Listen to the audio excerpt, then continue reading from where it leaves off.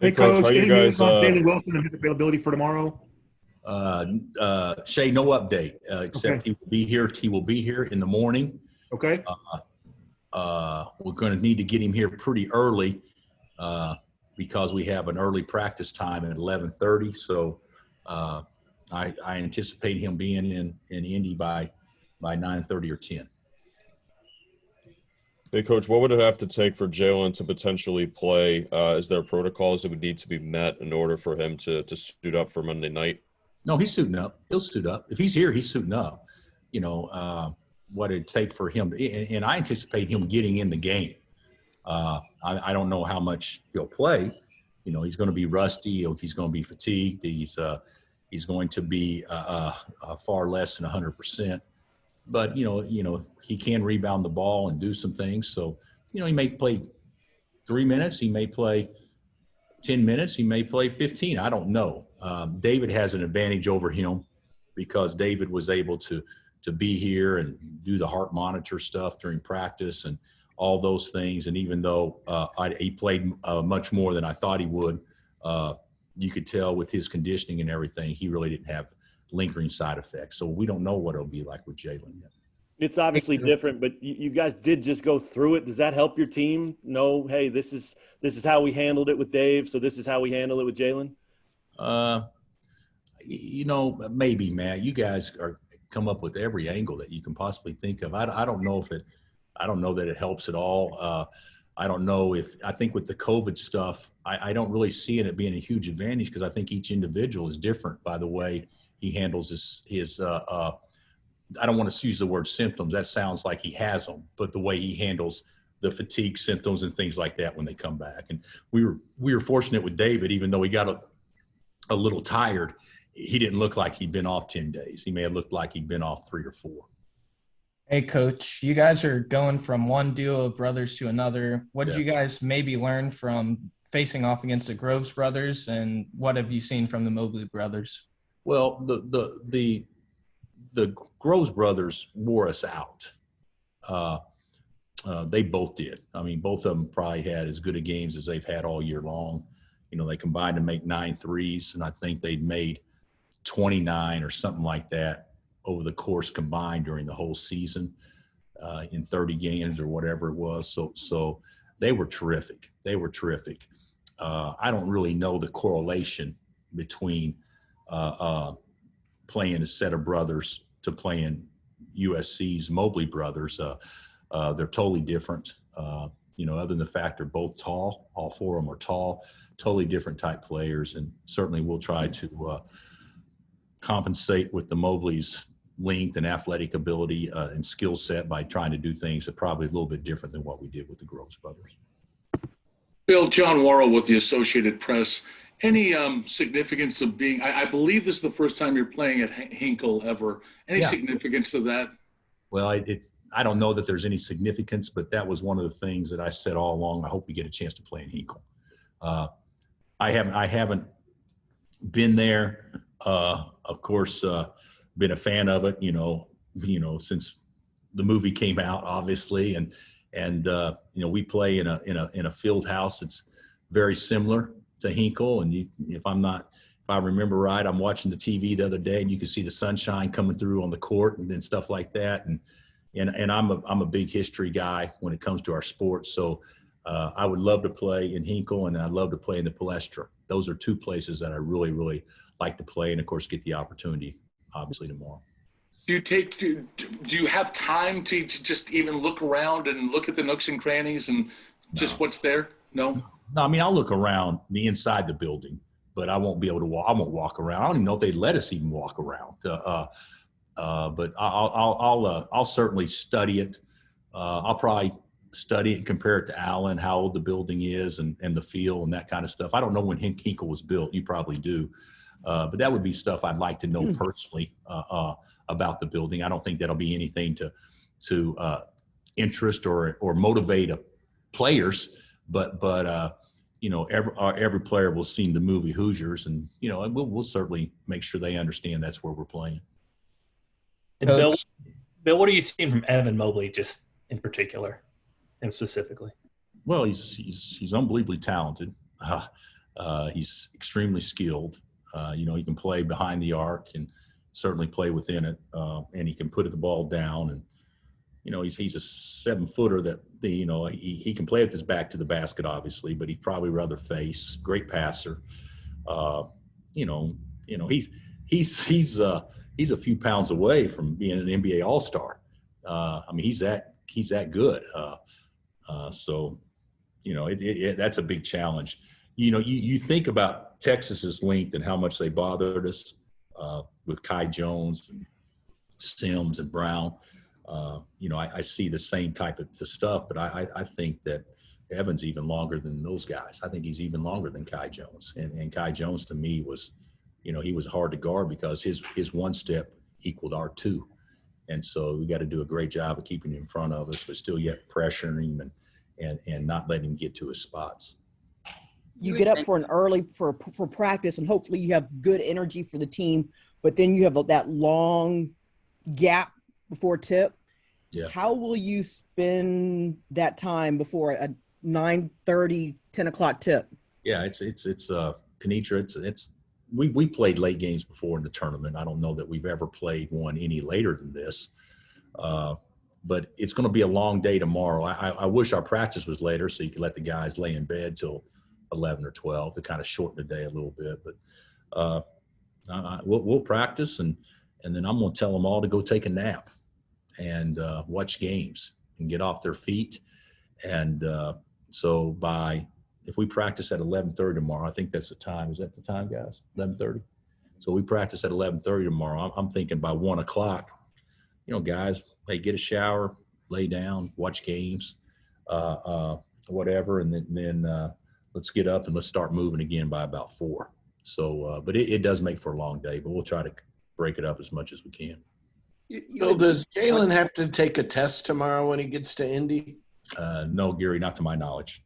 Okay. The guys that have contracted COVID in the last 90 days or whatever, they're not subject to testing. So, if there is a positive that comes out of this, David and Jalen won't be tested, and Tristan if he can get here. So, but no, there won't be a COVID test for those guys. David said he flew up with the chancellor and the AD. How will Jalen get here? I don't know who will be on the plane with him, but he'll have the same type of accommodations as what David did. You had mentioned wanting that late tip on Monday just to make sure you could get Jalen back and that you'd have a little time with him. Well, when I said wanting a late tip, I was thinking more, around the 5 or 6 range. I wasn't thinking midnight, but you're right, Scott. I'd rather play when we're playing than play at 2.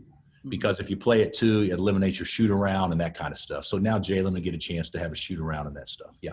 Yeah. Do you think that was something that was maybe intentionally done just for? No, I don't think so. I don't know how anything was. I don't know anything like that. I think we got fortunate, and Virginia got fortunate too, by us both playing on Saturday. But I think once that occurred, I think it's all based on TV slots. Hey, Coach, Dave McCormick said that guarding your man and getting back to that defensive mindset would be important against USC. Do you agree with that assessment? Yeah, absolutely. It should be our mindset, regardless of who we play. But I think yesterday we played better defense than the score because if we play a big that can really shoot the 3, that is going to be a problem for us. And I believe they made 7 threes against our 5-man. And we know that's going to be an issue. So we didn't guard very well. What we did a poor job of yesterday is the more we pressured, the more unsound we were. So pressure in our guys' minds meant gamble. And we could have been more sound, at least the way that I saw the game. But I did think our effort was pretty good. We guarded our butts off in certain stretch of that game to hold them to 84. That's how good I thought Eastern Washington was yesterday. You need to get this one back down in the 60s. Is that where you want to finish? I've always thought I had a kid at Tulsa that was a lot smarter than me. He was a chemical engineer major. He ended up playing in the league for a while. And I told them one day, this is what we have to do to win. We have to do this to win, to be successful. And his question to me is right then, he said, so coach, if that doesn't happen, if we don't do that, it means we can't win. And I said, okay, you're smarter than me. So no, it doesn't. We'll just have to adjust. And so to answer your question, of course I would like it a little bit lower. But if it's not, doesn't mean we still can't be successful.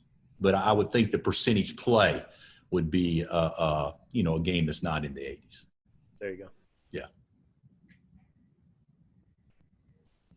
As the Coach, seeing all the Big 12 teams, the Big 12 went 6-1 in the first round of the tournament. I know you guys aren't looking, to all these teams and whatnot, but just seeing the Big 12 go 6-1 in the first round, what does that speak of the league and as a whole?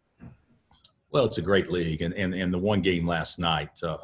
I don't know if you guys saw that game. It was a tough game. That Abilene Christian team, I think, played as hard as any team I've ever seen play any game. I mean, they were flying around, and it was really fun to watch. Obviously disappointing for Texas because Texas tried hard too. And of course, it came down to a somewhat controversial play. But the Big 12 has done well so far. But in order to really prove your mettle as a group, get to the second weekend. So I think it's been good so far, but it needs to continue to happen in order to take claim that our league is actually what everybody else said it was. And of course I know it and I believe it. And I know how hard it is to win games in our league. But it would be nice to see, we have several teams, hopefully 6, advance to the Sweet 16. Sure. Has the VCU situation saddened you and concerned a lot of the kids? You know what? I haven't talked to we talked to the players about it, but only briefly, just the importance of being smart. But, I don't want to sound remotely indifferent about it, but the hay's in the barn, guys.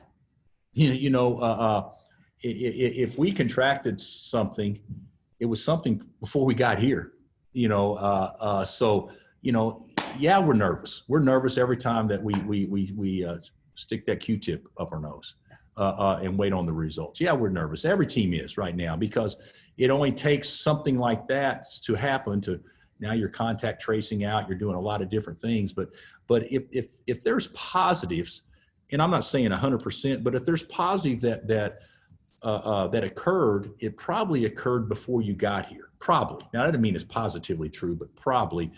Everybody's going on, 6 days that they've been here. I would think that there would be some relief if you can get through a couple of more days with all teams, that you would say, okay, the teams that are able to advance, there's been enough time go by that we feel like the bubble has protected us. And right now, I think the bubble has protected us, but not to the point where if it happened before the bubble, who knows? So, got time for a couple more. Hey, is it hard to keep it straight because there are different venues in different counties within the state, and different counties have different rules as far as their health department? Yeah, that could be true, Kenitra, but I thought we're staying in. Is it Marion County?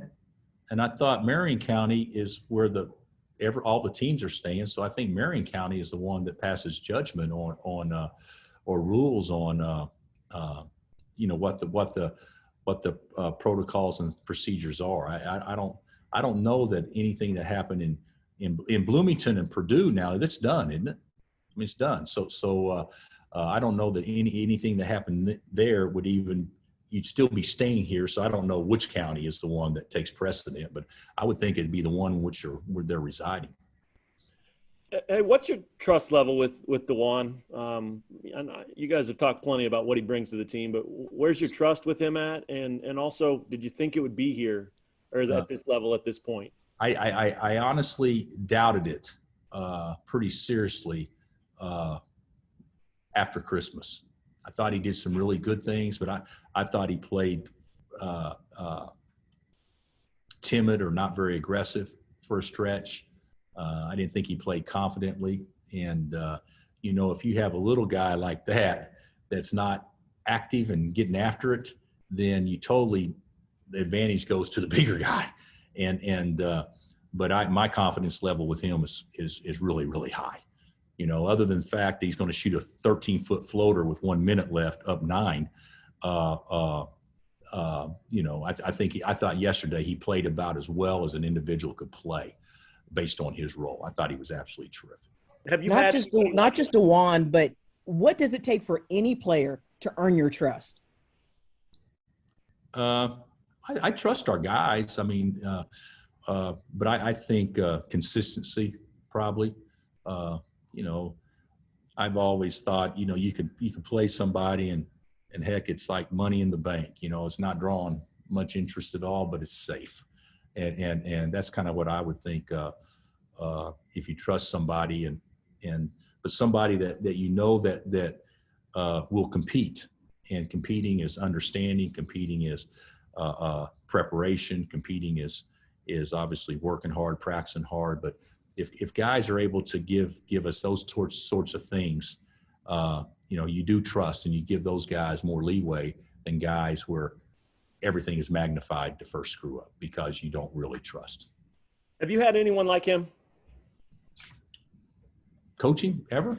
Yeah, at Kansas for sure, but ever? I don't know about it. I don't think we have at Kansas. I can't remember us having a guy like that at Kansas. At Illinois, we didn't have anybody like that. You had to weigh 220 pounds to play at Illinois back when we were there because we were so big. And at Tulsa, you know, I had some quick little guys, but nobody that frail. Nobody that weighs 155 pounds or 160 pounds. But you know, he uses that to his advantage too, which is pretty clever on his part. All right, Coach. Thank you. Thanks, Coach. Thanks, Coach. Coach.